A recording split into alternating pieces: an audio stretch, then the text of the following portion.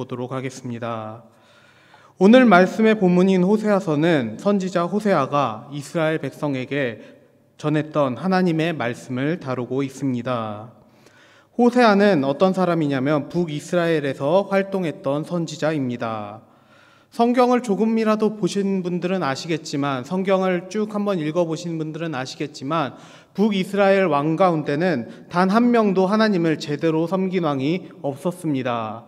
단 북이스라엘에 19명의 왕이 있었는데 그 왕 중 그 누구도 하나님께 칭찬을 들은 왕이 없습니다. 그런데 여기서 신기한 것은 이스라엘 백성이 아예 하나님을 떠난 적은 단 한 번도 없었습니다. 하나님을 믿지 않았던 적이 없는 것입니다. 하지만 그럼에도 계속해서 하나님을 떠났다라고 성경은 이야기를 하고 있습니다. 이스라엘 백성이 하나님을 완전히 떠나서 그렇게 이야기하는 것이 아니라 하나님을 기억도 못하고 이제 하나님을 완전히 버려서 성전을 폐쇄하고 성전을 가지 않아서 다 그런 이야기를 했던 것이 아니라 하나님을 의식하며 살아가지 않았기 때문에 그런 이야기를 했던 것입니다. 한 가지 예를 들어보겠습니다. 북이스라엘 가운데, 북이스라엘 왕 가운데 악한 왕 중에 하나로 꼽히는 왕이 아합 왕이라는 사람이 있습니다. 이 왕이 얼마나 악하냐면은 그냥 사람에게 누명을 씌워서 그 밭을 빼앗고 밭 주인을 죽여버립니다. 그런 악한 왕입니다. 그런 왕이라 할지라도 선지자가 그것이 잘못됐다라고 하나님의 뜻이 아니라고 이야기를 하자 아합 왕이 금식하며 회개합니다. 이처럼 이스라엘 백성은 하나님의 말씀을 계속해서 듣긴 하였습니다. 하나님의 말씀 가운데 거했던 민족입니다. 이것이 이스라엘 백성이 가지고 있었던 믿음의 정체입니다. 책망을 받으면 하나님께로 돌아오지만 하나님을 신실하게 믿지는 않습니다. 어려움이 있으면은 하나님 앞에 나와 간절하게 기도하는 그 기도의 모습은 있었지만 그들의 삶 가운데서 하나님이 원하시는 뜻은 펼치지 못했습니다. 그렇기에 하나님께서는 북이스라엘을 나를 떠났다라고 끊임없이 이야기하셨습니다. 그런 이스라엘 백성이기에 오늘 본문 말씀을 이야기를 합니다. 오늘 본문 말씀, 오늘 본문의 말씀 6장 1절에서 3절에 이스라엘 백성이 이렇게 이야기합니다. 이 말씀의 핵심은 무엇이냐? 여호와께 돌아가자라는 겁니다. 6장 1절에 우리가 여호와께 돌아가자. 그가 우리를 찢으셨지만, 여호와께서 우리를 찢으셨지만 도로 낫게 해주실 것이고 우리를 치셨지만 도로 싸매어 주실 것이다. 그러므로 우리가 하나님께 돌아가자라고 이스라엘 백성이 이야기를 합니다. 여기서도 다시 한번 이스라엘 백성의 믿음을 알 수 있습니다. 그들은 하나님을 모르지 않습니다. 그들은 하나님에 대해 잊어버리지 않았습니다. 그들이 외치고 있는 것 지금 무엇입니까? 힘써 하나님을 알자입니다. 힘써 여호와를 알자. 오늘 말씀의 제목처럼 이스라엘 백성 가운데 힘써 여호와를 알고자 하는 열망이 있었다 이 말입니다. 어떻게 보면 우리가 하나님을 알고자 성경을 보지 않는 우리의 모습과는 너무나도 비교될 정도로 열정 있는 모습처럼 보여지기도 합니다. 심지어 그들의 믿음에는 좋은 결과도 있었습니다. 이스라엘 민족을 끊임없이 괴롭히던 한 나라가 있었습니다. 그 나라가 아람이라는 나라입니다. 이 아람이라는 나라가 이스라엘 백성을 끊임없이 쳐들어오고 이스라엘 민족을 죽이고 이스라엘 민족의 재산을 빼앗아가는 그러한 나라였는데 이 여로보암 2세 때 호세아 선지자가 활동하던 이 시기에 아람이라는 나라가 쳐들어오는 것을 넘어서서 이제 아람이란 나라로 쳐들어가서 그들의 수도까지 쳐들어가는 기적을 보여줍니다. 이 여로보암 2세 때 어느 정도의 국력이 회복됐느냐? 다윗 왕 시대 때 있었던 그 땅들을 이 여로보암 2세 때 다시 회복해 나가는 모습을 우리는 열왕기를 통해 볼 수 있습니다. 북쪽으로 이스라엘의 황금기인 다윗과 솔로몬 시대 때 차지했던 영토를 다시 다 차지했고 남쪽으로는 남유다가 속국같이 전락해 버립니다. 모든 것이 완벽합니다. 이스라엘 백성이 하나님 앞에 다시 돌아가자라고 말한 그 이스라엘 백성 가운데 회복이 시작되었는데 그 회복이 이전의 다윗과 솔로몬 시대의 그 영광이 재현되고 있는 것입니다. 하나님께 돌아가자라고 하는 백성들, 그리고 그 하나님의 축복을 받은 것 같은 모습들이 이스라엘 백성에게 있었다 이 말입니다. 정말 완벽한 신앙생활입니다. 우리의 상황으로 한번 생각해 보기를 원합니다. 하나님께서 나를 아프게 하셨지만 나를 낫게 하실 것이다 라며 간절히 기도하며 나아갑니다. 힘써 주님을 알겠다라고, 힘써 주님을 알아가겠다라고, 주님 내 삶 가운데 아픔을 고쳐달라고 간절히 기도합니다. 그리고 그 기도가 응답되어져 갑니다. 사업이 잘 풀립니다. 어려움이 없습니다. 관계가 잘 풀립니다. 여러 가지 힘든 일들이 있었지만 그 모든 것들이 매듭지어져 가고 삶 가운데 웃을 일이, 기쁠 일이, 축복받은 일이 펼쳐져 가고 있습니다. 그러면 우리는 어떻게 생각할까요? 당연히 하나님의 축복입니다. 당연히 하나님께서 우리를 받아주시고 우리를 용서해 주시고 우리를 다시 싸매 주신 것이라 생각하지 않겠습니까? 그런데 놀랍게도 성경은 우리를 복잡하게 만들고 있습니다. 4절부터 이어지는 말씀입니다. 4절 말씀 함께 보도록 하겠습니다. 에브라임아, 내가 내게 어떻게 하랴? 유다야, 내가 내게 어떻게 하랴? 너의 인애가 아침 구름이나 쉬 없어지는 이슬 같도다. 놀랍게도 하나님께서 이렇게 잘 나가는 이스라엘 백성에게, 이렇게 하나님께로 돌아오는 이스라엘 백성에게 그 백성을 보시면서 하는 말씀이 내가 너를 어떻게 하지? 이스라엘아, 내가 너를 어떻게 하지? 유다야, 내가 너를 어떻게 하면 좋겠느냐? 한탄하시는 모습입니다. 하나님을 잘 믿고 하나님께로 돌아가고 하나님을 알자는 그 백성을 보시면서 오히려 하나님은 내가 너희를 어떻게 하냐? 내가 너희를 어떻게 하면 좋겠느냐라고 한탄하시는 것입니다. 그리고 이 호세아서의 주제가 이것을 보여줍니다. 호세아서의 주제는 하나님의 사랑을 보여줍니다. 이스라엘 백성이 하나님을 떠나고 멸망했지만 이 떠난 백성을 그 끝까지 끌어안고 나아가고자 하시는 하나님의 말씀을, 하나님의 모습을 보여주는 것입니다. 그 모습이 제일 잘 나타나는 것이 호세아서 11장 8절의 말씀입니다. 8절의 말씀 같이 보도록 하겠습니다. 에브라임이여, 내가 어찌 너를 놓겠느냐? 이스라엘이여, 내가 어찌 너를 버리겠느냐? 내가 어찌 너를 아드마같이 놓겠느냐? 어찌 너를 스보임같이 두겠느냐? 내 마음이 내 속에서 돌이키어 나의 긍휼이 온전히 불붙듯 하도다. 하나님께서 이스라엘 백성에게 이렇게 이야기를 하십니다. 내가 너를 어떻게 포기하냐? 내가 너를 어떻게 놓을 수 있겠느냐 말하는 겁니다. 여기서 아드마와 스보임이 나오는데 이 아드마와 스보임은 신명기 29장 23절에 소돔과 고모라와 같이 언급된 성입니다. 창세기 19장 28절에 소돔과 고모라와 함께 온 지역이 불로 멸망했는데 그 온 지역 가운데 포함되는 지역이 바로 이 아드마와 스보임입니다. 하나님의 말씀은 이것입니다. 내가 너희를 어찌 소돔과 고모라 같이 멸망시킬 수 있겠느냐입니다. 이스라엘 백성아, 내가 너희를 어찌 포기할 수 있겠느냐 이 말입니다. 하나님을 제대로 믿지 않는 이스라엘 백성을 포기할 수 없는 마음이 바로 이 호세아서에 간절히 나타나고 있습니다. 그럼에도 이스라엘 백성이 하나님을 기억하지 못하고 있다는 것이, 하나님을 떠나 있다는 것이, 그러니까 하나님께 돌아오라는 것이 이 호세아서의 주제입니다. 앞뒤가 맞지 않습니다. 하나님을 잊은 적도 없고 하나님을 알아가겠다라고 이야기했던 백성입니다. 하나님의 축복을 받은 것 같이 잘 나가던 백성입니다. 그런 백성에게 내가 너를 어떻게 하면 좋니라는 하나님의 말씀이 임했던 것입니다. 도대체 왜 하나님께서는 이렇게 한탄하셨을까요? 왜 하나님을 힘써 알자라고 말했던 이스라엘 백성에게 다시 하나님께 돌아올 것을 지시하셨을까요? 그 내용을 알아보기 위해 우리는 본문 6절 말씀을 보기를 원합니다.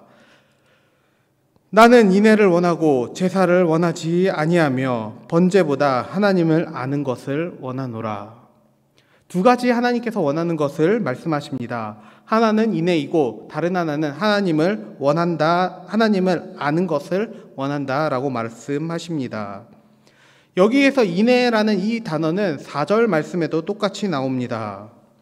하나님의 아까 전에 한탄하셨던 이 4절 말씀, 에브라임아, 유다야, 내가 너를 어떻게 하냐라고 하시면서 하셨던 이 말씀, 너희의 인애가 아침 구름이나 쉬 없어지는 이슬 같도다. 이 말을 영어 성경으로 직역을 하면은 이렇습니다. 스프레이로 뿌린 것 같은 아침 안개 같다. 정말 빠르게 없어져 가는 이슬 같다라는 겁니다. 무슨 이야기입니까? 너희의 인애가 너무나도 한순간에 사라져버린다 이 말입니다. 너희의 하나님을 향한 사랑이 너무나도 빨리 없어져 버린다 이 말을 하고 있는 것입니다. 하나님을 알겠다라고 이스라엘 백성이 1절부터 3절까지 이야기를 해왔지만 하나님이 보시기에 그 모습은 너무나도 짧게 사라지는 모습이었다 이 말입니다.